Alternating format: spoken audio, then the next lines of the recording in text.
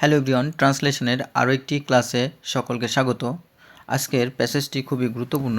তো চলো আমরা দেরি না করে ক্লাসটি শুরু করি। প্রথমে আমরা দেখতে পাবো যে আমার শ্বশুর বাড়ি মনোহরপুর। তাহলে বলবো যে my in-laws house is at Manoharpur.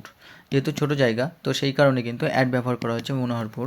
তো আমরা জানি যে ছোটো প্লেস অর্থাৎ যদি ছোটো জায়গা বোঝায় তাহলে কিন্তু আমরা অ্যাট ব্যবহার করি, আর বড় জায়গা বোঝালে কিন্তু আমরা ইন ব্যবহার করি।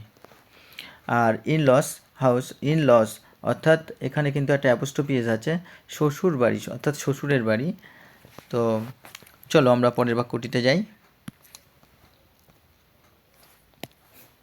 আমার পিত্রালয় মহেশপুর। পিত্রালয় অর্থাৎ আমার নিজের বাড়ি। মাই অ্যানসেস্ট্রাল বা পৈতৃক যেটা বাড়ি সেটা পিত্রালয়। My ancestral home is at Maheshpur. এখানেও অ্যাড ব্যবহার করা হয়েছে, ছোটো জায়গা বোঝাচ্ছে। আর অ্যানসেস্ট্রালের আমরা কয়েকটা সিনোনিম জেনে নেব। যেমন অ্যানসেস্ট্রালকে আমরা বলতে পারি পেটার্নাল অর্থাৎ পৈতৃক, বা হেরিডিটারি বলতে পারি পৈতৃক। তো এই দুটো সিনোনিম আমরা জেনে রাখবো, আমাদের সুবিধা হবে। পেটার্নাল এবং হেরিডিটারি, ওর সাথে তো অ্যানসেস্ট্রাল আছেই, তিনটে। তো চলো পরের বাক্যটি দেখি। উভয় গ্রামের মধ্যে 10 ক্রোশ পথ, সুতরাং প্রাতে আহার করিয়া যাত্রা করিয়াছিলাম, পৌঁছতে 7-5 দণ্ড রাত্রি হইবে জানতাম। তাহলে it was 10 miles between the two villages. এই দুটো গ্রামের মাঝখানে সময়টা কত বা টাইমটা কত সেটা বলা হচ্ছে যে 10 ক্রোশ। তাহলে it was 10 miles between the two villages, দুটো গ্রামের মাঝখানে। আর এটা যেহেতু পাস্ট টেন্সে বোঝাচ্ছে, এর জন্য পাস্ট টেন্সে লেখা হয়েছে।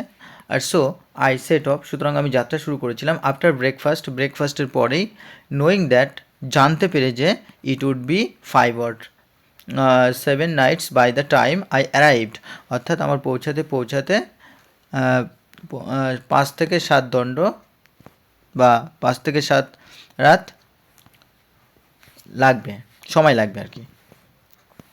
তো এখানে আমরা সিনোনিম দেখে নেব। তো এখানে কিসের সিনোনিম? সবথেকে এখানে অ্যারাইভড হচ্ছে পৌঁছানো। তো এটা আমরা সবাই জানি। রিচও হয়, রিচ অর্থাৎ পৌঁছানো। আর এখানে যাত্রা শুরু করা, তো সেট অফ দেখতে পাচ্ছি, সেট অফ হচ্ছে যাত্রা শুরু করা। আরেকটা আমরা জেনে রাখবো, সেটা হচ্ছে সেট ফোর্থ, যে কোনো একটা লিখলেই হবে। আর একটা অ্যারাইভ বা রিস্ট লিখলেও হবে। তো চলো, আর এখানে কিন্তু আমরা নোয়িংকে জানার পরে, নোয়িং দ্যাট অর্থাৎ জানার পরে এখানে আমরা পার্টিসিপল ফর্ম ব্যবহার করেছি, প্রেজেন্ট পার্টিসিপল ফর্ম। চলো পরের বাক্যটি দেখি। পথে কালীদিঘি নামে এক বৃহৎ দীর্ঘিকা আছে। দীর্ঘিকা বলতে পুকুর। তো অন দ্য ওয়ে অর্থাৎ রাস্তায় বা পথে, there is a large pond called Kaldighi. Kalidighi নামে একটি বড় পুকুর রয়েছে, লার্জ বা বড়, আর পন্ড হচ্ছে পুকুর। আর এটা কিন্তু সিম্পল প্রেজেন্ট টেন্সে বলা হয়েছে, সিম্পল প্রেজেন্ট টেন্সে, কারণ এটা বর্ণনা করা হচ্ছে সিম্পল প্রেজেন্ট টেন্সে। চলো পরের বাক্যটি দেখি। তাহার জল প্রায় অর্ধক্রোশ। তাহলে ইটস ওয়াটার ইজ অলমোস্ট অর্থাৎ প্রায়, বা আমরা অ্যাবাউটও লিখতে পারি। তাহলে ইটস ওয়াটার ইজ অলমোস্ট বা অ্যাবাউট 50,000 অর্থাৎ অর্ধক্রোশ। চলো পরের বাক্যটি দেখি। পার পর্বতের ন্যায় উচ্চ। পার অর্থাৎ যে ধার, the shore is as high as a mountain. এখানে কিন্তু পজিটিভ ডিগ্রি ব্যবহার করা হচ্ছে, পজিটিভ ডিগ্রি, কারণ এখানে তুলনা করা হচ্ছে অ্যাজ হাই অ্যাজ মাউন্টেন, পর্বতের ন্যায় উচ্চ। তো এখানে শোর, আর আমরা জানি পজিটিভ ডিগ্রিতে যে দুটো অ্যাজ ব্যবহার করা হয়। আর এখানে কিন্তু আমরা শোরের সিনোনিম জানবো। শোরের সিনোনিম আমরা বলতে পারি ফ্রিঞ্জ বলতে পারি, বা সবথেকে সহজ আমরা ব্যাংক বলতে পারি, তীর, বা আমরা হেম বলতে পারি, হেম। তো আমরা এই চারটে কিন্তু জেনে রাখবো, এই চারটে সিনোনিম আমরা জেনে রাখবো একটা ওয়ার্ডের, তো আমাদের সুবিধা হবে। চলো পরের বাক্যটি দেখি। তাহার ভিতর দিয়া পথ, মানে তাহলে দ্য পথ ইজ থ্রু ইট। ইট বলতে ওই যে দিঘি বা পন্ডের কথা বলা হচ্ছে, তাহার যে বড় বড় পাহাড়ের ন্যায় উচ্চ বলা হচ্ছে যে চারপাশে পর্বতের ন্যায় উচ্চ যে পথ বা পাড়, তার মধ্য দিয়ে কিন্তু পথটি চলে গেছে। এর জন্য বলা হচ্ছে দ্য পথ ইজ থ্রু ইট, সেই পাড়ের ভেতর দিয়ে বা পাড়ের মধ্য দিয়ে। চলো পরের বাক্যটি দেখি। চারিপাশে বটগাছ, banyan trees are all around, অর্থাৎ চারিদিকে, অল অ্যারাউন্ড বা চারিদিকে বোঝাতে আমরা অল অ্যারাউন্ড ব্যবহার করেছি। আর বেনিয়ান ট্রিজ বটগাছ, তো এটাও প্রেজেন্ট টেন্সে আছে। চলো পরের বাক্যটি দেখি।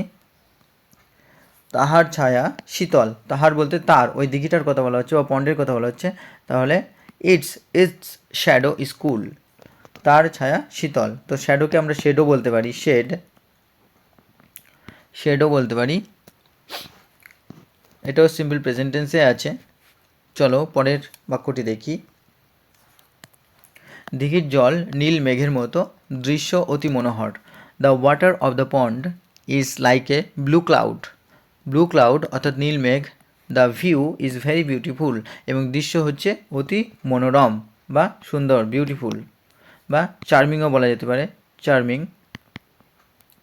চার্মিংও বলা যেতে পারে। তো চলো, আর এখানে ভিউ হচ্ছে সাইটও বলা যেতে পারে, সাইট। তো আমরা কিন্তু বেশি বেশি করে সিনোনিম জেনে রাখবো, কারণ আমাদের প্যাসেজ ট্রান্সলেশনের ক্ষেত্রে এই সমস্ত যে ওয়ার্ডগুলি আমরা এক্সট্রা জেনে রাখছি, এগুলোই কিন্তু আমাদের অনেক সময় কাজে দেবে এবং দ্রুত ট্রান্সলেশনের ক্ষেত্রে। কারণ যত বেশি তুমি ট্রান্সলেশন যদি দুটোই কমপ্লিট করে আসতে পারো, বেঙ্গলি টু ইংলিশ আর ইংলিশ টু বেঙ্গলি, তবেই কিন্তু পিএসসি ক্লার্কশিপের মেন পরীক্ষায় তুমি কোয়ালিফাই করবে। আদারওয়াইজ কোয়ালিফাই করা কিন্তু খুবই টাফ। চলো পরের বাক্যটি দেখি। তথায় মনুষ্যের সমাগম বিরল, তাহলে হিউম্যান গ্যাদারিংস আর রেয়ার দেয়ার, তাহলে সেখানে কি, সেখানে হচ্ছে হিউম্যান গ্যাদারিংস আর রেয়ার, মানুষের সমাগম সেটা হচ্ছে বিরল। গ্যাদারিংস বা ক্রাউড বলতে পারো,